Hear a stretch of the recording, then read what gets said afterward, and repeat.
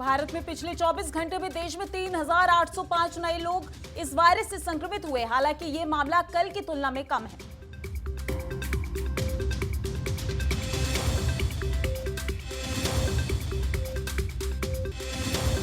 Kitchen पर महंगाई की मार, एलपीजी सिलेंडर के दाम 50 रुपए बढ़े। वहीं 14 किलो सिलेंडर के दाम 999.50 रुपए पहुंचे। इसके साथ ही 19 किलो सिलेंडर के दाम 2,253 रुपए हुए। बंगाल में सीएए को लेकर गरजे अमित शाह। हिंसा को लेकर ममता पर साधा निशाना। कहा, ममता बनर्जी मुख्यमंत्री बन गई मगर राज्य में हिंसा कम नहीं हुई।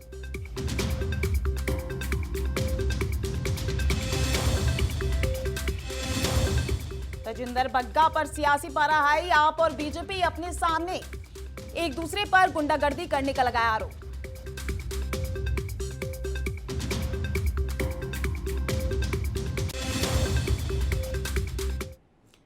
नमस्कार, आप देख रहे हैं संभव टीवी और मैं हूं आपके साथ माधुरी तिवारी। खबरों की शुरुआत सकारात्मक सोच के साथ करेंगे। आज का पॉजिटिव थॉट है, जिंदगी में अगर कुछ बड़ा करना है तब दो चीजें हमेशा याद रखना। पहला, जो खोया है उसका गम नहीं, और जो पाया है वो भी किसी से कम नहीं। खबरों की ओर आगे बढ़ेंगे।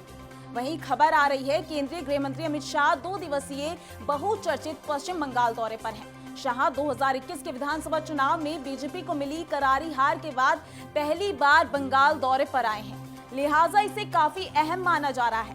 गृह मंत्री शाह आते ही अपने कट्टर सियासी प्रतिद्वंदी पश्चिम बंगाल के मुख्यमंत्री ममता बनर्जी पर बरस पड़े। उन्होंने राज्य में हुई हिंसक घटनाओं का हवाला देते हुए कहा कि ममता बनर्जी एक बार फिर मुख्यमंत्री बन गई। वहीं राज्य में हिंसा कम नहीं हुई। बांग्लादेश की सीमा पर स्थित पश्चिम बंगाल में अवैध घुसपैठ एक सबसे बड़ा मुद्दा रहा है। उत्तर 24 परगना जिले में बीएसएफ के एक कार्यक्रम में बोलते हुए केंद्रीय गृह मंत्री ने कहा कि स्थानीय प्रशासन के सहयोग के बिना घुसपैठ और तस्करी रोकना मुश्किल है। उन्होंने कहा, अपनी सीमाओं को घुसपैठ और तस्करी से बचाना हमारी जिम्मेदारी है। गृह मंत्री ने देश की सीमाओं की रक्षा करने में सीमा सुरक्षा बल की भूमिका की सराहना की है।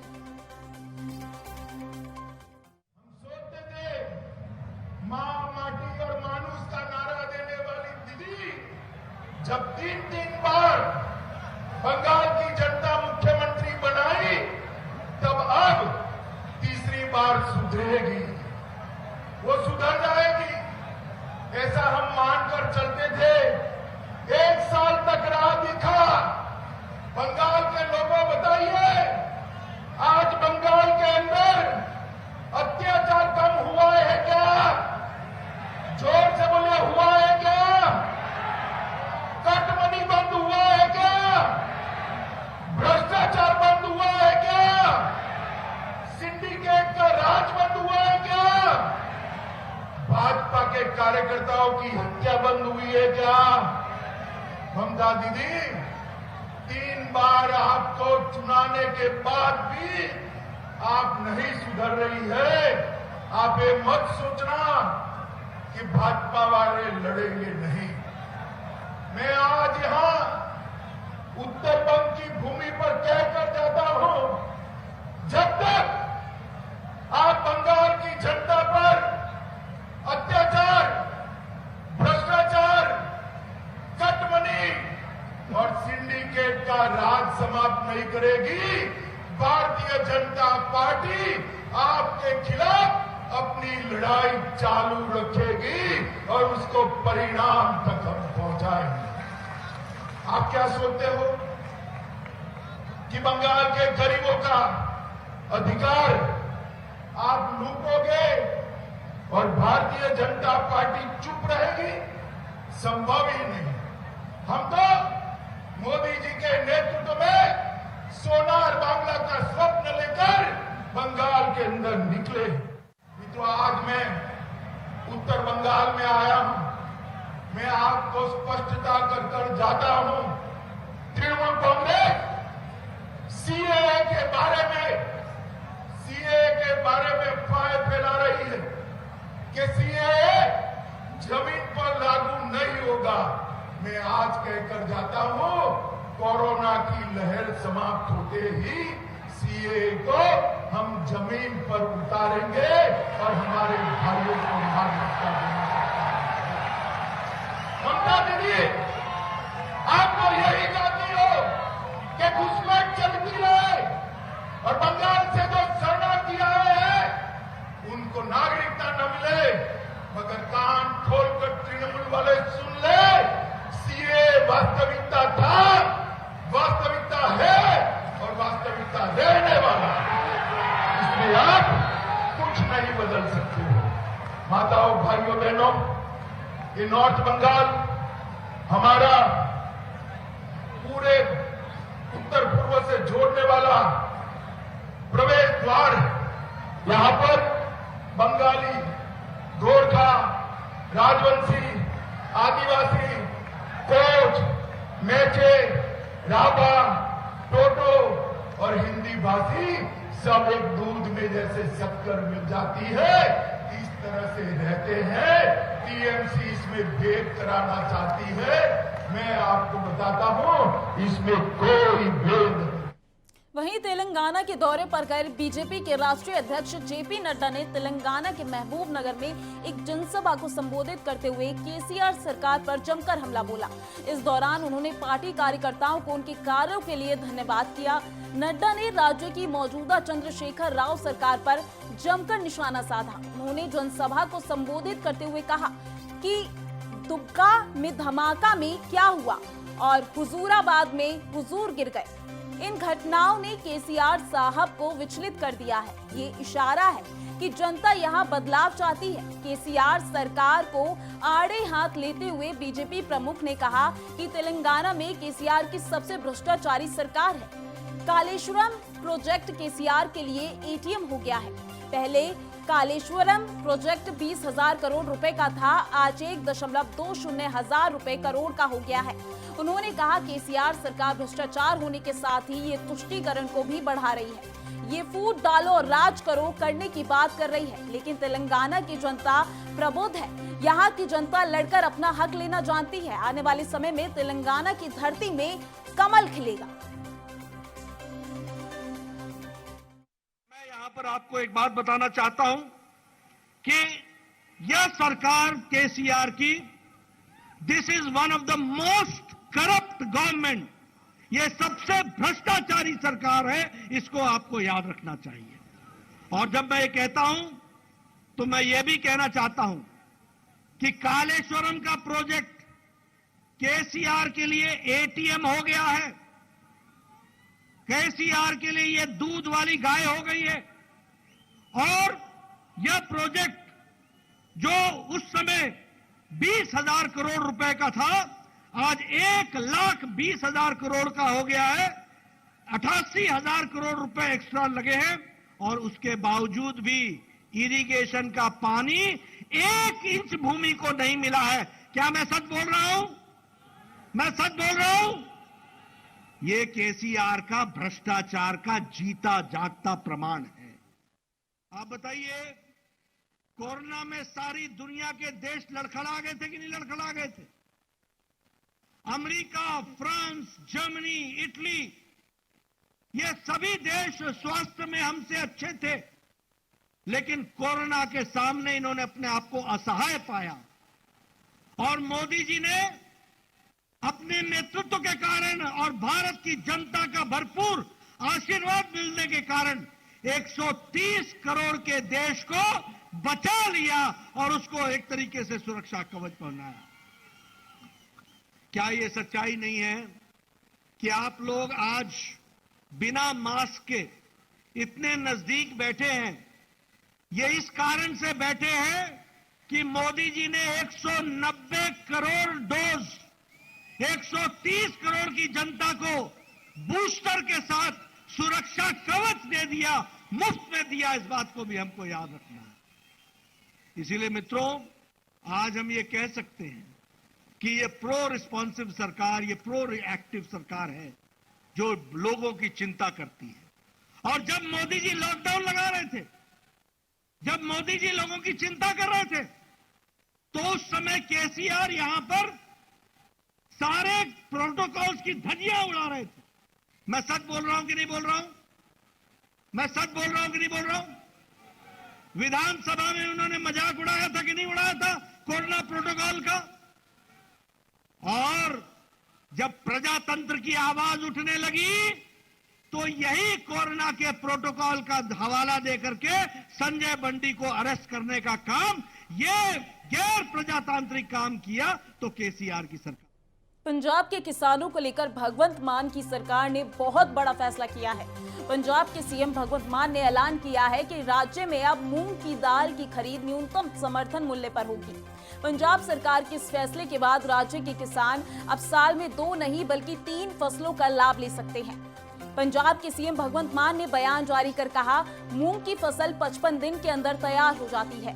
हमारे पास टाइम है। अगर 15 मई तक मूंग की फसल तैयार हो जाएगी और 10 जुलाई तक वो तैयार हो जाएगी, उसके बाद किसान धान की 126 और बासमती की फसल उगा सकते हैं। भगवंत मान ने कहा आगे कि हम मूंग की फसल पर एमएसपी का ऐलान करते हैं। आपकी जितनी भी मूंग की फसल होगी हम उसको एमएसपी पर खरीदेंगे। अगर आप मूंग उगाना चाहते हैं तो जरूर उगाएं, लेकिन उसके बाद धान की 126 और बासमती की फसल को अपने खेत में उगाएंगे। पंजाब में पहली बार मूंग की फसल पर न्यूनतम समर्थन मूल्य पर खरीद का भरोसा सरकार की ओर से किसानों को दिया गया है। गेहूं की फसल निकालने के कुछ दिन बाद किसान अपने खेत में मूंग की फसल बो सकते हैं। पंजाब सरकार की इस पहल के चलते किसानों को साल में 2 की बजाय 3 फसल का लाभ लेने का मौका मिलेगा। सत श्री अकाल जी। अज मैं खेती नाल संबंधित एक बहुत वड्डा फैसला जिहड़ा सरकार ने कीता है उहदा ऐलान करन लगे हां कि जिहड़े किसान मूंगी बीजना चाहुंदे ने, मूंग दी दाल जिहड़ी है ਉਹ क्योंकि 55 ਦਿਨਾਂ ਦੇ ਵਿੱਚ ਉਹ मूंगी ਜਿਹੜੀ ਹੈ ਉਹ ਪੱਕ ਜਾਂਦੀ ਹੈ, ਤਾਂ ਸਾਡੇ ਕੋਲ ਟਾਈਮ ਹੈਗਾ। ਜੇ ਉਹ 10 ਮਈ ਤੱਕ, 15 ਮਈ ਤੱਕ, 20 ਮਈ ਤੱਕ ਵੀ ਆਪਣੇ ਖੇਤ ਦੇ ਵਿੱਚ मूंगी ਦੀ ਫਸਲ ਬੀਜਣਗੇ ਤਾਂ 55 ਦਿਨਾਂ 'ਚ ਤਿਆਰ ਹੋ ਜੂਗੀ। ਉਹ 10 ਜੁਲਾਈ 15 ਜੁਲਾਈ ਤੱਕ ਚਲੀ ਜਾਊਗੀ। ਤਾਂ ਉਸ ਤੋਂ ਬਾਅਦ ਝੋਨੇ ਦੀ 126 ਜਿਹੜੀ ਕਿਸਮ ਹੈ ਉਹਦੀ ਬਿਜਾਈ ਜਾਂ ਬਾਸਮਤੀ ਬੀਜੀ ਜਾ ਸਕਦੀ ਹੈ। ਅਸੀਂ मूंगी ਦੀ ਫਸਲ ਤੇ MSP ਦਾ ਐਲਾਨ ਕਰਦੇ ਹਾਂ। ਜਿੰਨੀ ਵੀ मूंगी ਦੀ ਪੈਦਾਵਾਰ ਤੁਹਾਡੀ ਫਸਲ ਹੋਊਗੀ ਤੁਹਾਡੇ ਖੇਤ 'ਚ, ਉਹਨੂੰ MSP ਤੇ ਗਵਰਨਮੈਂਟ ਪ੍ਰੋਕਿਓਰ ਕਰੂਗੀ। ਇਸ ਕਰਕੇ ਮੈਂ ਤੁਹਾਨੂੰ ਕਹਿਣਾ ਕਿ ਜੇ ਤੁਸੀਂ मूंगी ਬੀਜਣਾ ਚਾਹੁੰਦੇ ਹੋ ਤਾਂ मूंगी ਦੀ ਫਸਲ ਜ਼ਰੂਰ ਬੀਜੋ। ਤੇ ਉਸ ਤੋਂ ਬਾਅਦ ਇੱਕ ਸ਼ਰਤ ਹੈ ਕਿ ਤੁਸੀਂ ਝੋਨੇ ਦੀ 126 ਜਾਂ ਬਾਸਮਤੀ ਜਿਹੜੀ ਹੈ ਉਹ ਫਸਲ ਨੂੰ ਆਪਣੇ ਖੇਤਾਂ ਦੇ ਵਿੱਚ ਉਗਾਓਗੇ। ਇਹ ਪਹਿਲੀ ਵਾਰ ਹੋ ਰਿਹਾ ਕਿ ਝੋਨੇ ਅਤੇ ਕਣਕ ਤੋਂ ਬਿਨਾ ਪੰਜਾਬ ਦੇ ਵਿੱਚ मूंगी ਦੀ ਫਸਲ ਤੇ MSP ਗਵਰਨਮੈਂਟ ਜਿਹੜੀ ਹੈ ਉਹ ਸ਼ੋਰ ਕਰਦੀ ਹੈ। ਸੋ मूंगी ਦੀ ਫਸਲ ਜਿਹੜੀ ਹੈ ਉਹ ਤੁਸੀਂ ਬੀਜੋ, 55 ਦਿਨਾਂ 'ਚ ਪੱਕ ਕੇ ਤਿਆਰ ਹੋ ਜਾਊਗੀ।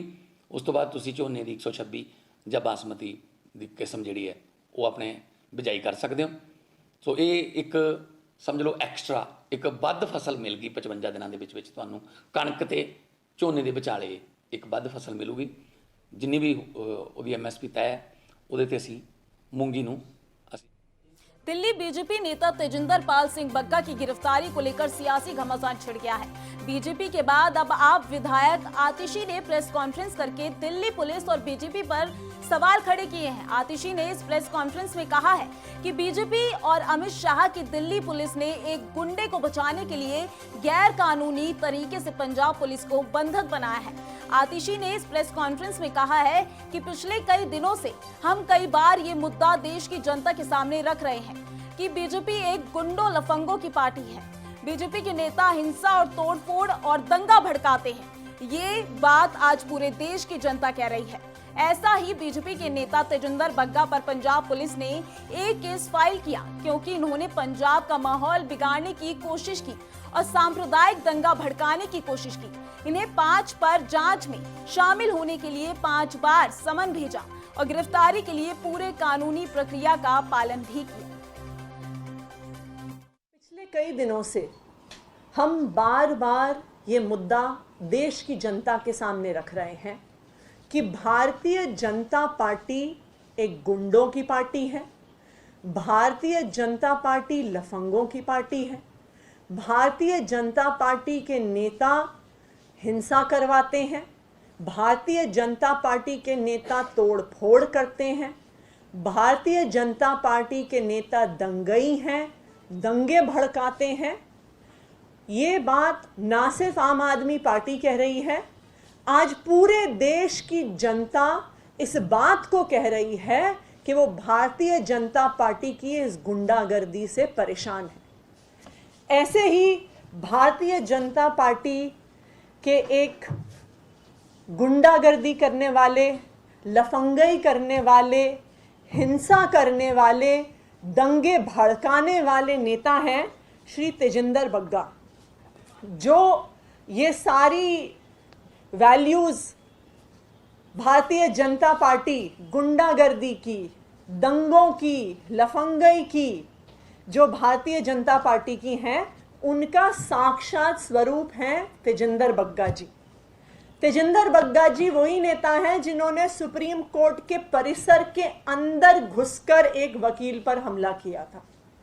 तेजिंदर बग्गा जी भाजपा के वही नेता हैं जिन्होंने रामलीला मैदान के अंदर घुसकर एक चलते हुए कार्यक्रम में हमला किया था। तेजिंदर बग्गा जी वही नेता हैं भाजपा के जिन्होंने एक बुक लॉन्च में घुसकर जिस व्यक्ति ने किताब लिखी थी उन पर हमला किया था। तेजिंदर बग्गा जी वही नेता हैं भारतीय जनता पार्टी के जिन पर अमित शाह के एक रोड शो के दौरान जो हिंसा हुई थी, हिंसा करने की वजह से तेजिंदर बग्गा जी पर केस लगा हुआ है। ये वही तेजिंदर बग्गा हैं। ये वही तेजिंदर बग्गा हैं जिनके खिलाफ जनवरी 2014 में किसी के घर में जबरन घुस के हमला करने पे आईपीसी के सेक्शन 452 का केस लगा है।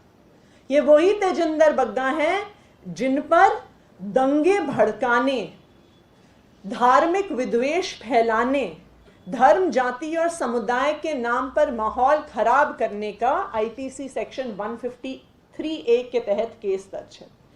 ये वही तेजिंदर बग्गा हैं जिन पर पटियाला हाउस के तहत, पटियाला हाउस कोर्ट में आईपीसी 153 में केस लगा हुआ है कि दंगा कराने की नीयत से भड़काऊ भाषण देने का दोषी उन्हें करार दिया गया। अब ये लिस्ट इतनी लंबी है कि अगर मैं तेजिंदर बग्गा जी के जो गुंडागर्दी के, हिंसा के, दंगे भड़काने के मामले पढ़ने लगूंगी तो आधा दिन बीत जाएगा। ये वही तेजिंदर बग्गा जी हैं। इसी तेजिंदर बग्गा जी पर पंजाब पुलिस ने एक केस फाइल किया। क्यों? क्योंकि उन्होंने पंजाब का माहौल बिगाड़ने की कोशिश करी। उन्होंने पंजाब में सांप्रदायिक हिंसा भड़काने की कोशिश करी और इस वजह से पंजाब की पुलिस ने उन पर एक केस दर्ज किया। जो कानून की प्रक्रिया है, उस कानून की प्रक्रिया के तहत तेजिंदर बग्गा जी को 5 बार समन भेजा गया कि वो इन्वेस्टिगेशन में शामिल हों, लेकिन तेजिंदर बग्गा जी इन्वेस्टिगेशन में शामिल नहीं हुए। क्योंकि वो इन्वेस्टिगेशन में शामिल नहीं हुए, पंजाब पुलिस ने लीगल प्रोसेस फॉलो करते हुए तेजिंदर बग्गा जी के नाम पर एक अरेस्ट वारंट इशू किया और वो तेजिंदर बग्गा जी को अरेस्ट करने के लिए दिल्ली आए। पूरे लीगल प्रोसेस के अनुसार पंजाब पुलिस ने दिल्ली पुलिस को सूचित किया, लेकिन दिल्ली पुलिस ने क्या किया? दिल्ली पुलिस तो भारतीय जनता पार्टी के अंडर आती है। वही भारतीय जनता पार्टी जो फिलहाल के लिए इस खास बुलेटिन में बस इतना ही। देश और दुनिया की तमाम खबरों के लिए देखते रहिए संभव टीवी। नमस्कार।